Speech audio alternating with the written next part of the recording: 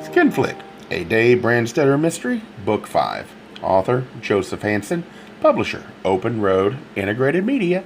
Narrator, Eric Aust. In memory of Dr. Dreadful, who left too soon. Chapter 4. Dave parked in a lot with the laughable name Security, half a block below Hollywood Boulevard. Smells of onion, garlic, parmesan were thick in the hot air because the kitchen door of Romano's stood open. The old brick had been painted white. Iron barred the windows. He walked out the alley to the street front where the windows had cute green shutters and boxes of geraniums. He paused under a striped sidewalk canopy and thought about a drink. Changed his mind.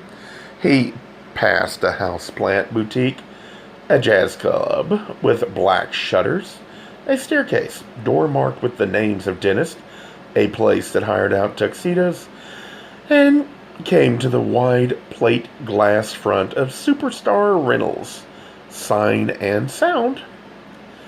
Inside, red camera cranes reached for a ceiling hung with spotlights, large and small, round and square. Doilies squatted on thick wheels on a broad floor of vinyl tiles.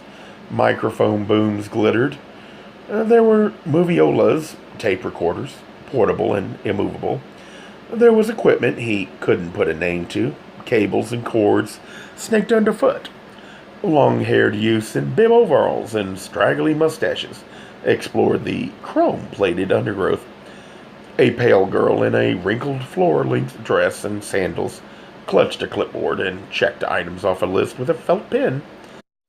All of them whined and naffed at each other, and a resigned, rumpled, obliging bald man who led them to this corner and that and kept rummaging out for them this scruffy substitute that battered a one. Dave asked him, "Jack Fulbright?" "Office," the bald man said, and jerked a thumb at a door beyond a glass counter filled with lenses and microphones on velvet. To reach the door, Dave had to step over a stack of empty 35mm reels. Then he was in a long room where more equipment stood around under weak fluorescent light gathering dust, or lay on steel shelves gathering dust. The aisle between the shelves was made narrow by strapped black wooden cases made for toting film onto and off of jets. Stickers on the boxes showed they'd been to Japan, India, and Beirut, to Spain and Iraq, and Yugoslavia. Stacks of film cans also narrowed the aisle, and stacks of brown fiberboard boxes for mailing film reels. At the end of the aisle, a glass box of light was labeled Office. He opened the door, and typewriter chatter met him. A young woman who looked like most of the young women on the fronts of magazines these days stopped typing and gave him a smile that, by the tiny lines it made in her sun-gilt skin, said she wasn't going to be young a lot longer. The wrinkles in the J.C. Penney cheap rack granny dress of the girl out front had come from sleeping in it.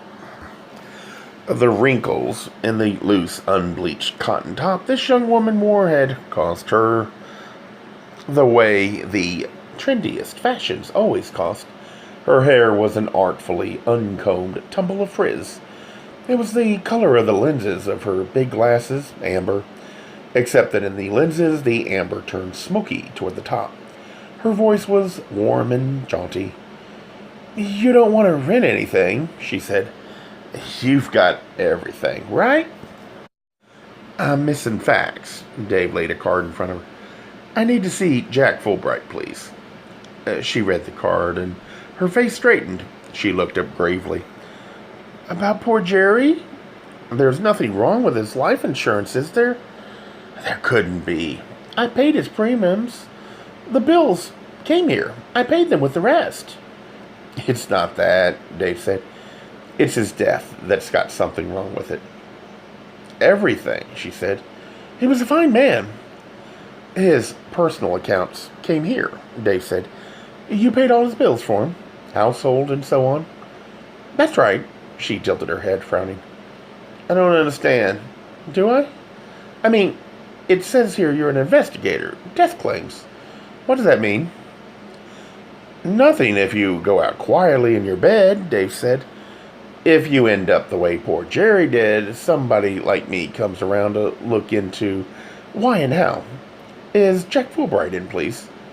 Oh, I'm sorry. She glanced at the telephone on her desk. He's on overseas with London. A shipment got lost. A crew on their way to the north of Norway for a documentary about laps of reindeer or moss or something. What do you bet the equipment's in Rio? Luckily, we didn't ship it.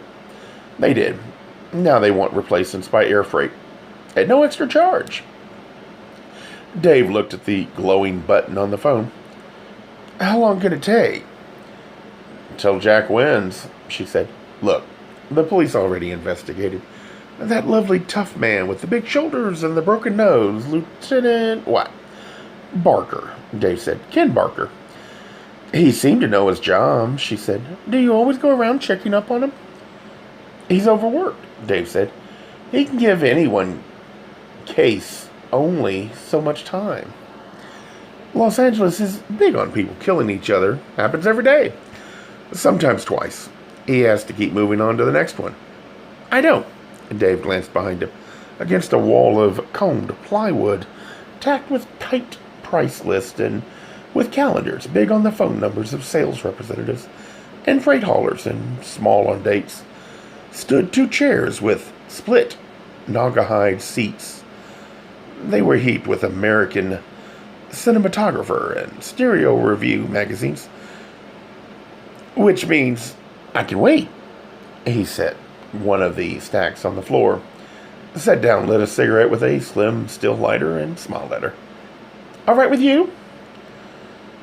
Maybe I can help, she said. I hope I don't look it, but I'm the man of all work. I've been to his bank, Dave said. The computer printouts puzzle me. I need to see his canceled checks. Oh, she gave a little doubtful shake to her head. I guess I couldn't authorize that, could I? Who is Mrs. Dawson's doctor? Dave said. Dr. Spielberg, Irwin, out near USC. She didn't change lately to a Dr. Incy out near UCLA? She blinked, surprised. Not that I know of. Maybe the bill just hasn't come yet. Did you ask her? I don't believe her, Dave said. Oh my! Her eyebrows went up. What kind of nasty, suspicious mind have we here? Not believe Mildred Dawson? Dave looked for an ashtray. Well, when she tells me he gave her a prescription for birth control pills, ha! She had a fine big laugh. You're kidding. Just flick the ashes on the floor. It's fireproof. Where did he keep the girlfriend? Dave asked. Girl? She looked genuinely shocked. Oh no, my dear gorgeous Mr. She peered through the amber lenses at his card. Brandstetter, baby, absolutely not, never in a million years, love. Dave shrugged. Well, his wife's half paralyzed. She's a lot older than he was. You don't know Jerry Dawson. There was an obsessively religious man. I'm not talking about Sunday. I'm talking about Monday, Tuesday, Wednesday, Thursday, Friday, Saturday, and Sunday. You better believe it. As for sex, the subject just plain didn't exist. She gave her crooked little remembering smile. I mean, there was a man who could genuinely blush when a woman said damn in his presence. Definitely uptight. Aw, shucks, down home. She gave a little ironic laugh. A girlfriend. Wonderful. Ooh. A 40-ish man who looked harried came out of an inner office. He baked himself a lot by swimming pools. His shirt was open to the navel on a body he plainly worked hard to keep looking young, flat-bellied, chisel-chested. He wore tight linen slacks. A little silver chain circled his throat. Not quite, but almost stringy. He had a blonde frontier mustache and blow-dryer hair that looked as if he'd been running his fingers through it. He came to a stop and looked at Dave through big, silver-rimmed dark glasses. "Who are you?" "I'm Jack Fulbright." He came on, holding out a brown, long-fingered hand. "Brandstetter." Dave got up and took the hand. It was sweaty, but the grip was firm. Fulbright's smile showed big white teeth, too even not to have been capped. "I'm an investigator for Gerald Dawson's insurance company. I've got a few questions. Can you give me a little time?" Sure. Fulbright tilted his head at the office door. "Go right in. Pour yourself a drink. I'll be right there." He bent over the poodle-haired girl, spreading rumpled carbon copies of shipping manifest on her desk. "We'll split the airfare. This is what they need. Absolute minimum. Get it off by Emery as soon as Raj can collect and pack it, right? I'll talk to him about the overtime. Don't worry. Meantime, get Sea Lanes to put out a tracer from San Pedro. They're already doing that from Southampton. Got it? You're going to split the charges?" "Not till Sea Lanes makes it up to us." "Good baby." He came into a room that didn't look as if it bore any relation to the girl's office. There was a lot of real paneling and genuine cowhide, where there was no sense in there being a window, since outside were only trash cans and parking lots, stood on 18th century Japanese folding screen, or a good reproduction. People in small boats admiring a moon above piney mountains. The bar that Fulbright went behind wasn't Formica. It was honest-to-God teak. Sorry to keep you waiting." He rattled Swedish Crystal in a bottle of schnapps from a refrigerator. He had to stoop, too. Ice cubes fell out of his hands into the glasses as in a conjuring trick. He waved a green bottle. "Tanqueray. Gin and tonic, all right with you?" I've got Hanneken here." "Gin and tonic is fine," Dave said. "Thanks."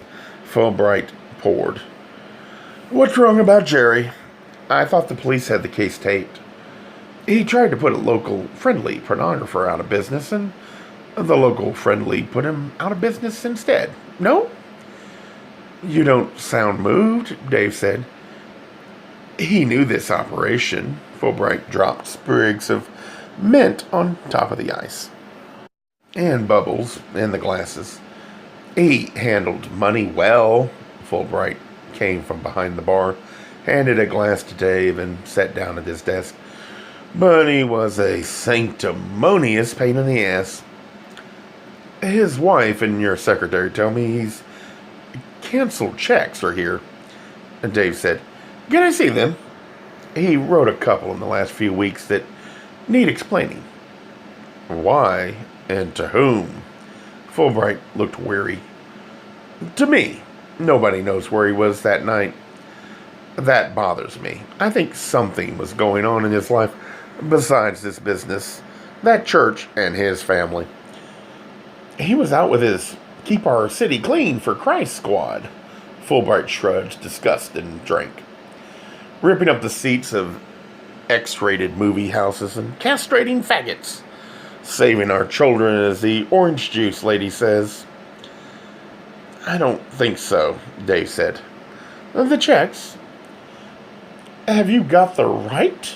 Fulbright set down his drink and reached for his phone. "I better check with our lawyer." "As long as I go on thinking," Dave said, "that Lon Tucker didn't kill Gerald Dawson, but that maybe Mildred did, or Bucky. Sequoia Life and Indemnity is going to keep the $50,000 Dawson meant for them to have. Have you got something against them?"